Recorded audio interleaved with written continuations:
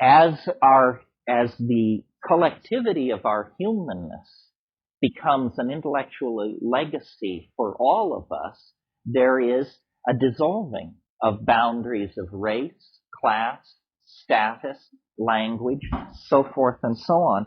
And the whole of the 20th century has seen a massive acceleration of this. The breakdown of the Soviet Union was in fact simply, it was even so described, the lifting of the Iron Curtain, meaning a membrane has suddenly disappeared. And more of these membranes are disappearing. And what is emerging then is a more and more psychedelic experience, meaning a sense of acceleration of information flow, a sense of rising ambiguity about what it all means. Everything seems to carry both a good facet and a detrimental facet. The ambiguity of everything is increasing.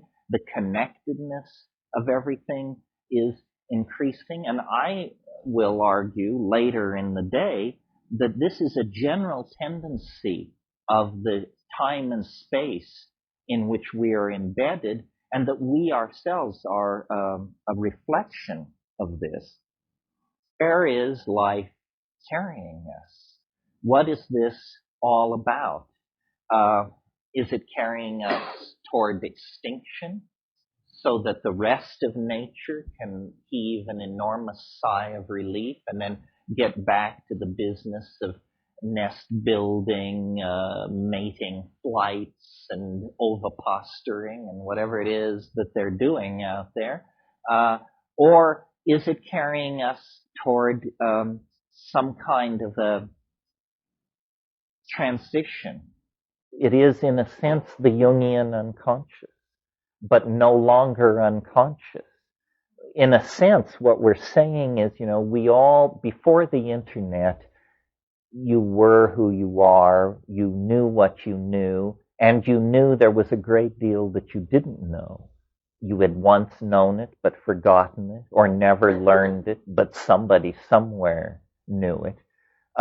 And because we had this vast, dark companion, the unconscious, bad things keep jumping out of it.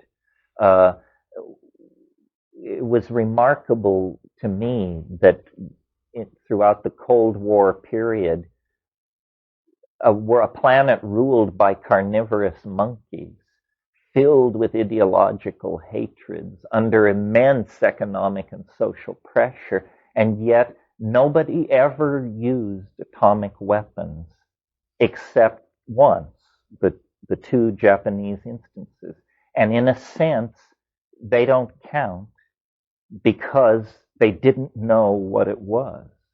They had to use it to see what it was. And once they saw what it was, remarkable restraint set in.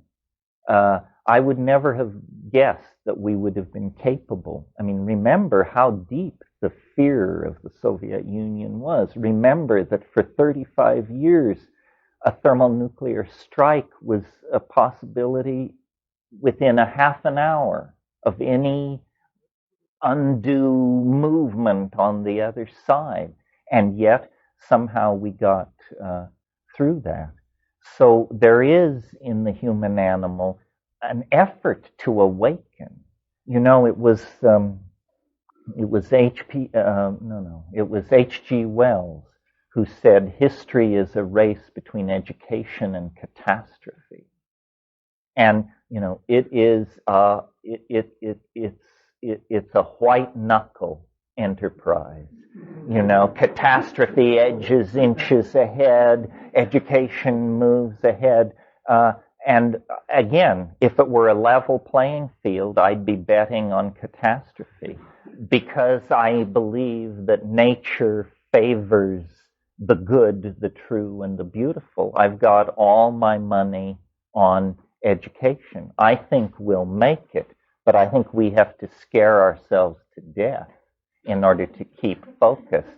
We're primates, and we don't really dig in and get rolling until we're painted into a corner.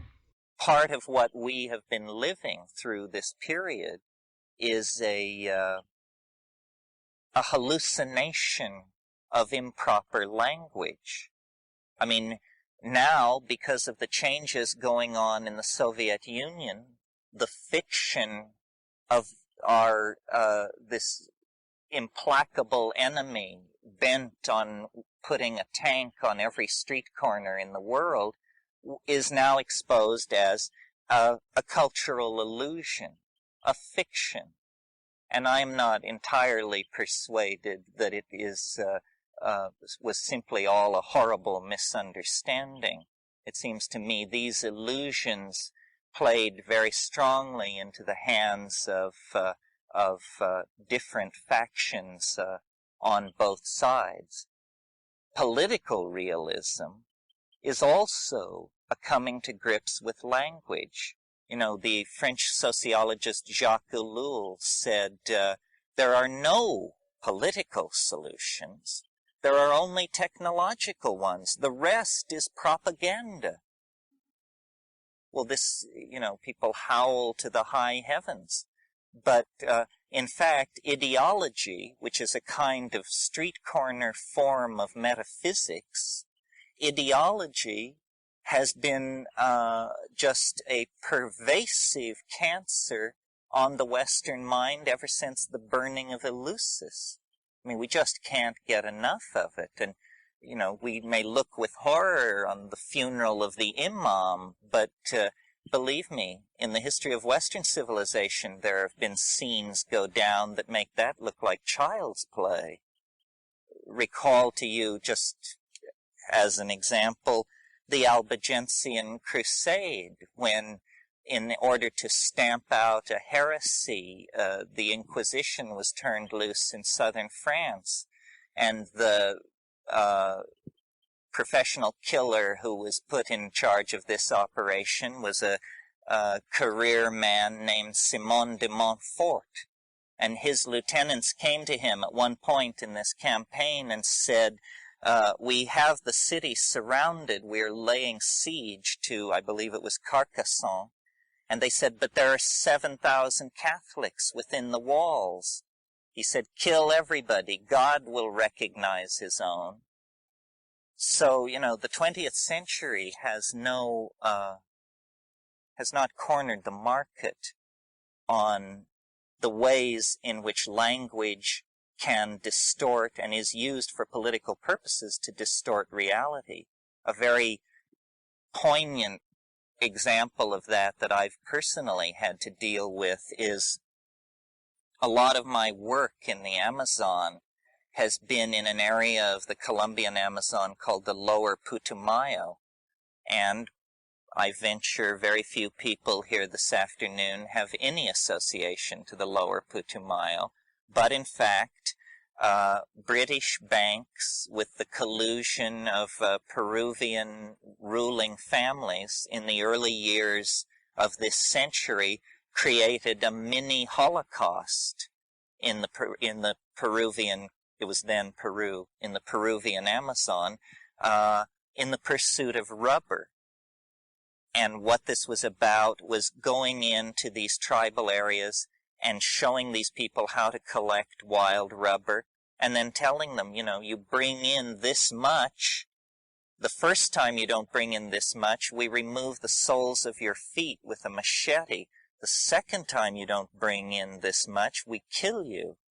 And 45,000 Indians were exterminated in the Colombian Putumayo.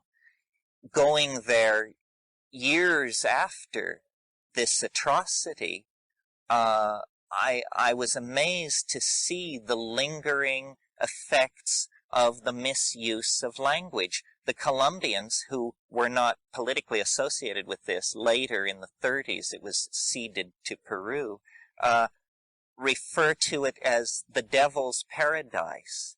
And the idea is that savages, note this word, savages, are savage, and therefore we must be more savage. In other words, pre-literate culture is taken as an excuse for the rise of the beast in the colonizer.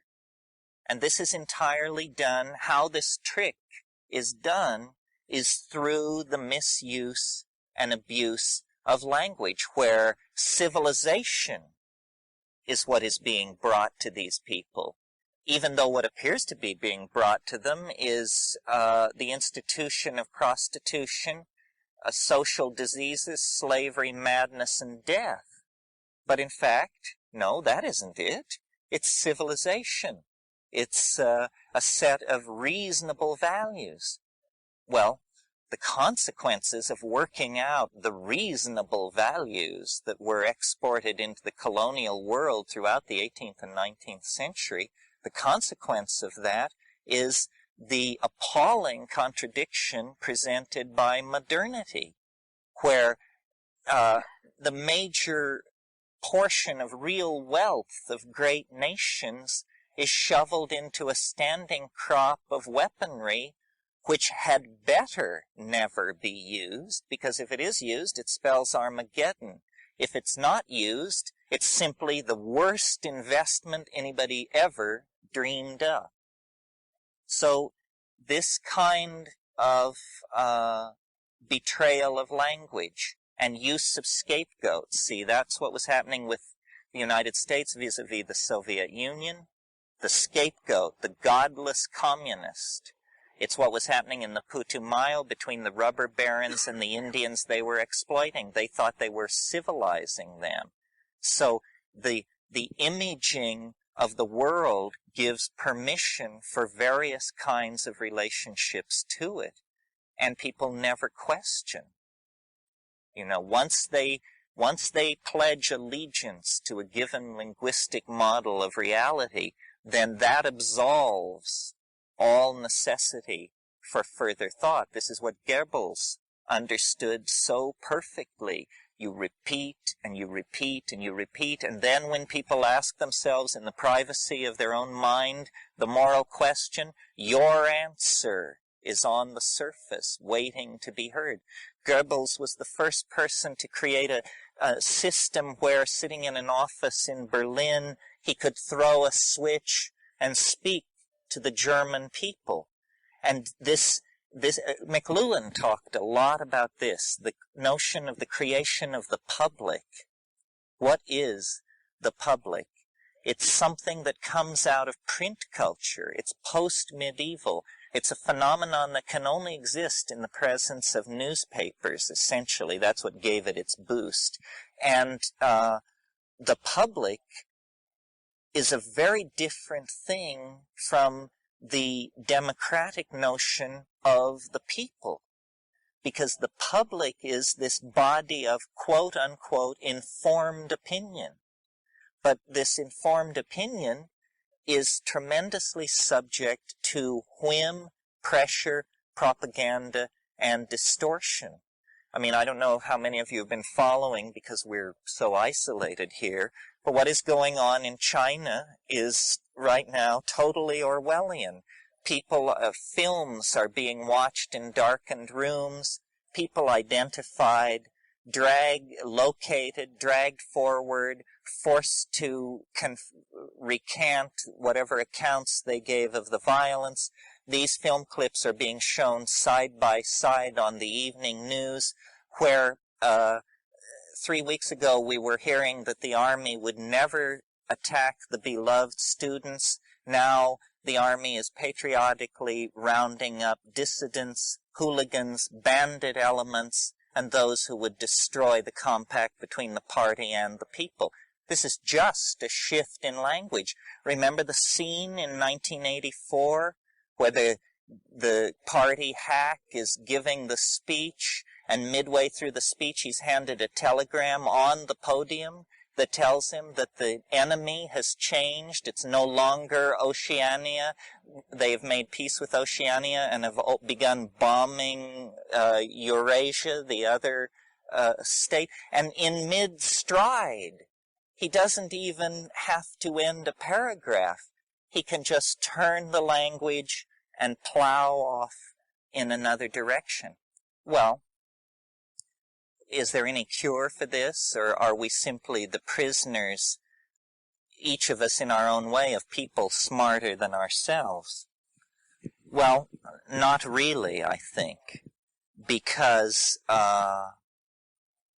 outside the domain of language is some kind of domain of authentic feeling.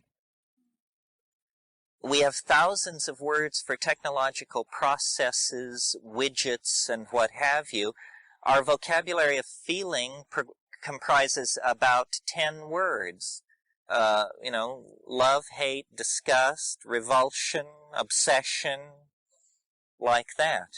Yet, in the same way that we are capable of this very intensely modulated brain state that translates itself into small mouth noises, we need to be aware of an internal horizon of self-perception that is extremely rich and complicated and shifting all the time. Now that's who we actually are. That is not the top-down values of the culture that we wear like clothing. That's who we are. This is what McLuhan said when he said we wear culture like an overcoat. It's something sold to us. You go out and buy it and you try it on. If Time magazine doesn't fit you, maybe The Economist will. If neither fits, well, try the Journal of Foreign Affairs. You'll find an overcoat that fits, and then that will become part of your culture.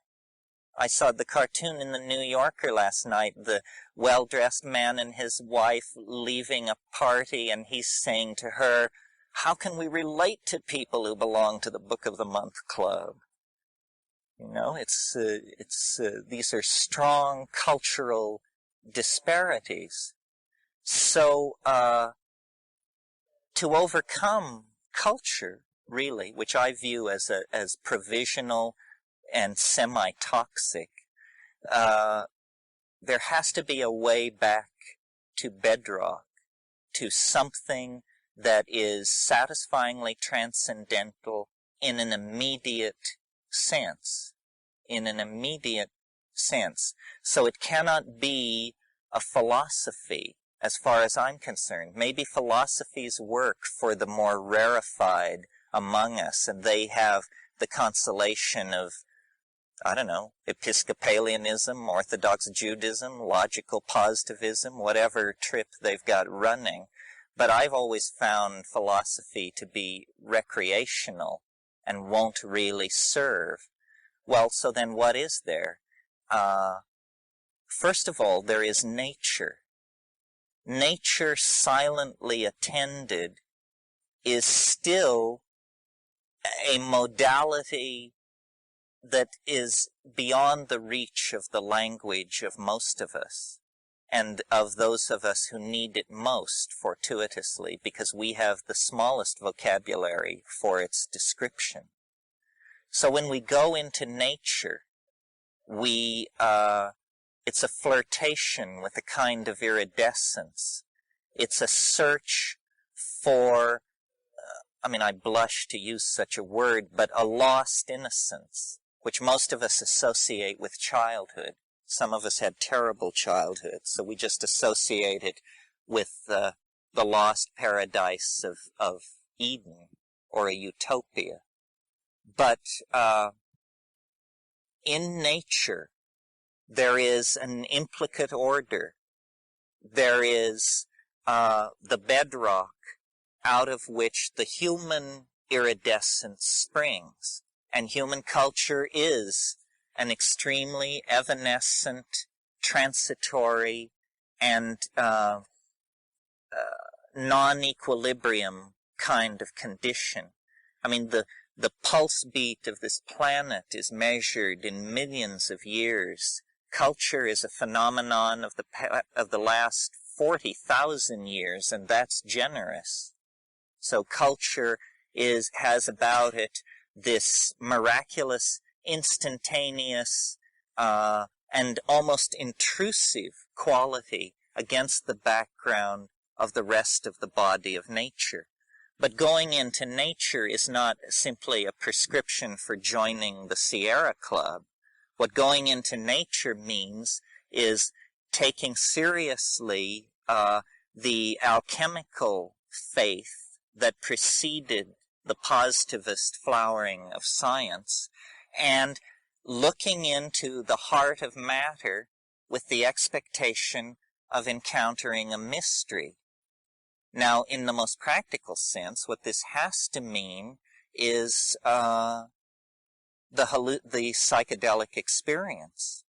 I've been thinking about it, about this war, about the 60s, about Vietnam, about how LSD played a major role in stopping that war by forcing people to confront what they were really doing, by empowering people to get together in large groups and say, we won't stand for it, we won't put up with it.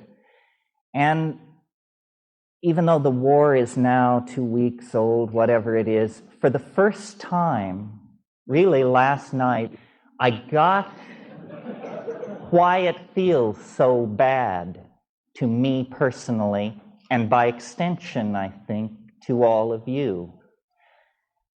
Aside from all the horrors of war, which you have had rehearsed for you over the past 2 weeks, what really is a pisser about this is that it means for people my age and older, they didn't hear us.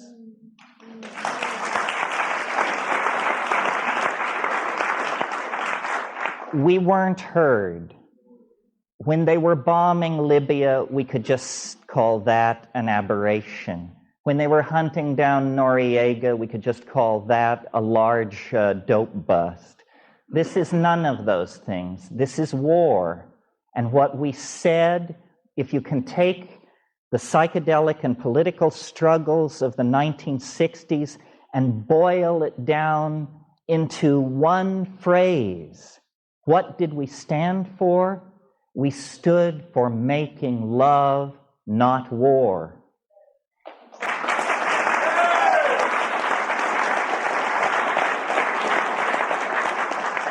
And ever since the Marines were shoved into the sea at Da Nang and the CIA was helicoptered off the embassy roof in Saigon, we've been able to hold a delicate and very tense balance between the view of the dominator, weapon-worshipping, old-style macho approach to things, and our own.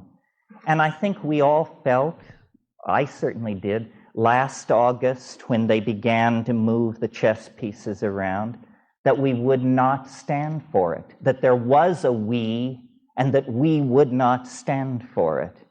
And if you were able to keep your idealism intact until the congressional debate, when you felt then they represent us, they will stop it. After all, it's the opposition party to the administration. It's an anti-war party. They will stop it. And they went like sheep to the slaughter. To the slaughter. And they voted for it. So now we have no excuse. No faction was overridden. Nobody's rights were trampled on the path to this debacle. We, the people of the United States, by some staggering percentage, approve of this. Well, so that's to people like myself and Tim Leary and Bob Wilson and John Lilly and all the people who aren't here and all of you that I've grown up with and worked with, this is an abomination. We stand for consciousness expansion. Do you know how much you have to have for brains to wage war? It staggers the imagination. We stood for deconditioning, asking questions, resisting authority. Today, no questions are being asked. Authority is not being resisted. Oh yes, there are demonstrations against the war, but in a democracy they have what's called a 5% rule. It doesn't matter if only 5% are involved in it. It doesn't matter what it is. So we have been effectively isolated. Our names have been metaphorically signed to the bottom line of these documents that commit us to war. Well, what all this means for us beyond the commitment to our own sort of ordering the Wunderkammer of our own private imagination, what it means is important, because if you look around you, the entire global civilization is undergoing some kind of meltdown.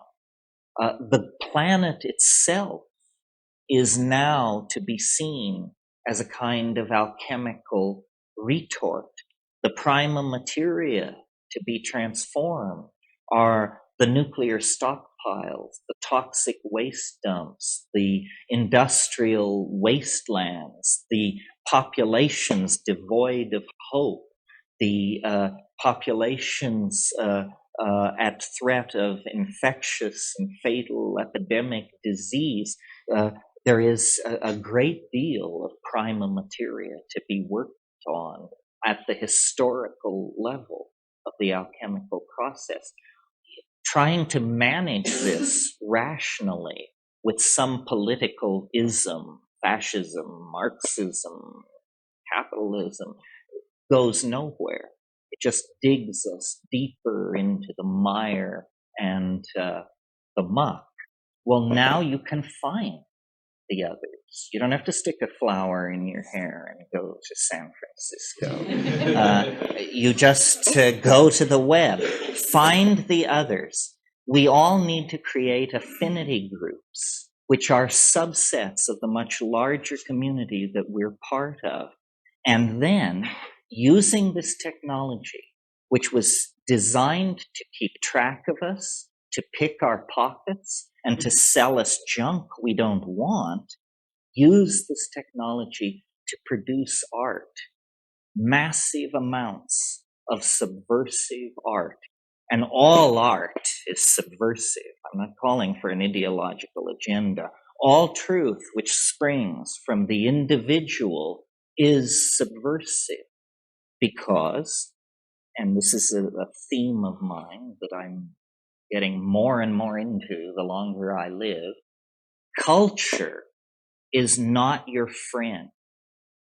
This is an odd message for the late 90s, because we're all being told, you know, you knew you were Jewish, but you forgot your Sicilian grandmother. You have to honor all of your family. You're Romanian, bring it forward, the dances of this, that, and the other. I hate all of this stuff. I'm Irish. It's a weird thing to be. It's a haunted, twisted people as a people. All peoples, meaning tribes, have horrible stories to tell about who they did under and who they screwed over. And when you're asked to identify with your culture, you're asked to take this on. I reject it. My brother years ago invented this term. He called it extra-environmental.